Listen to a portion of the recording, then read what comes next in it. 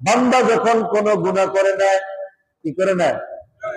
যখন সে কোনো গুনাহ করে তখন তার হৃদয়ের মধ্যে, তার কলবের মধ্যে একটা দাগ পড়ে যায়। কি পড়ে যায়?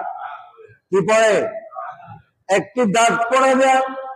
নবী করিম সাল্লাল্লাহু আলাইহি ওয়াসাল্লাম বলেছেন, যখন বান্দা আল্লাহর দরবারে তার গুনাহের জন্য অনুতপ্ত হয়ে যখন সে শর্মিন্দা হয়ে আল্লাহর কাছে ক্ষমা চায়, আল্লাহ রাব্বুল আলামিন বান্দার ওই কলবের দাগটাকে মুছে দিয়ে দেয়।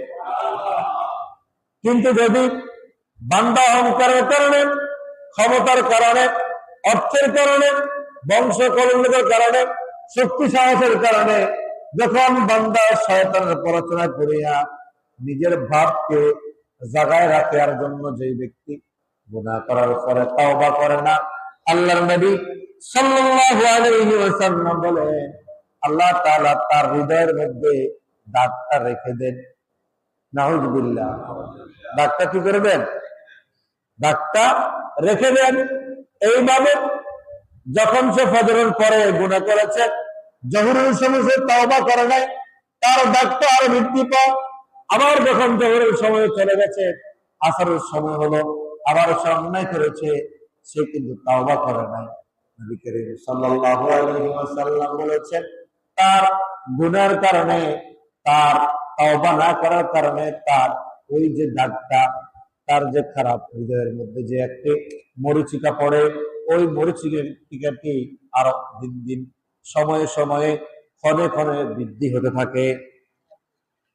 নবী করিম সাল্লাল্লাহু আলাইহি ওয়াসাল্লাম বলেন, বান্দা এভাবে দিনের পর দিন, রাতের পর রাত, সপ্তাহের পর সপ্তাহ, মাসের পরে মাস, বছরের পরে বছর যখন সে অতিবাহিত করতে থাকে, যখন সে তওবা করে না, আল্লাহ রাব্বুল আলামিন তার অন্তরটাকে কালো দাগে, তার হৃদয়টাকে আচ্ছাদিত অন্ধকারাচ্ছন্ন করে রেখে দিয়ে দেন।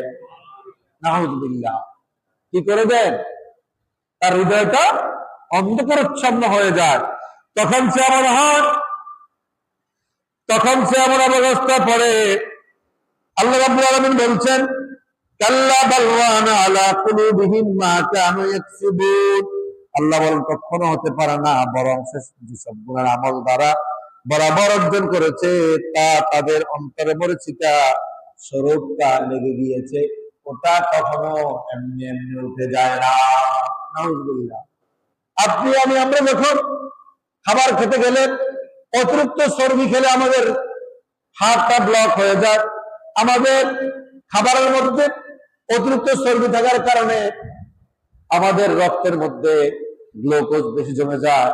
আর এই জন্য আমরা মাঝে মধ্যে প্রায় আমরা লেবু খাই, খাই কিনা? লেবু খেলে কি হয়? আপনার শরীরের মধ্যে অতিরিক্ত যে চর্বিগুলো জমে, লেবু কারণে সেগুলো কি হয়ে যায়?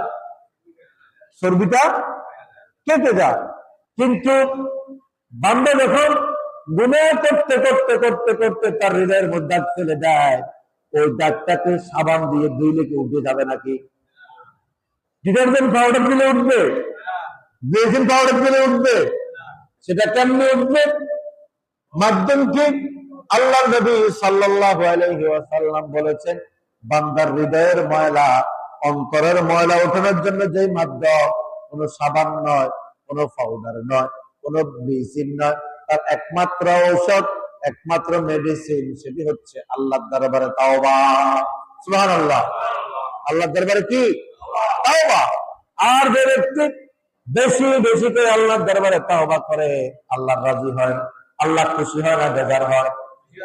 আল্লাহ কি হয়? আল্লাহ অধিক পরিমাণে খুশি হয়।